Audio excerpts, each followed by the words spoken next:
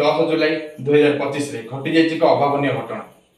जड़े national level tennis खेलाड़ी राधिका यादव बयस 25 वर्ष पिता जी कि दीपक यादव गुली कर हत्या कर 23 मार्च 2000 मसीहा जन्म था। सी जड़े भल टेनिस खेलती नेशनल लेवल टेनिस खेली सी टेनिस कोचिंग दिखती गुड़गांव में गोटे एकाडेमी अच्छी जो सी कोचिंग दिखती और सी इंस्टाग्राम रे बहुत सक्रिय थे।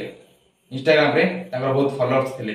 सी म्यूजिक वीडियो भी बनई राधिका यादव को काका कहवा अनुसार 10 जुलाई 2025 सका 10:30 किसी किचन शब्द आसाला।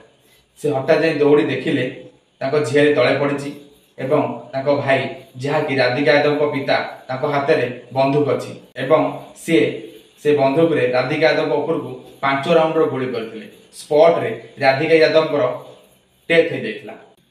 राधिका बापा दीपक यादव को कहवा अनुसार झील आयत नाला सी रील्स करुला सी म्यूजिक वीडियो करुला जोटा जमा पसंद नाला।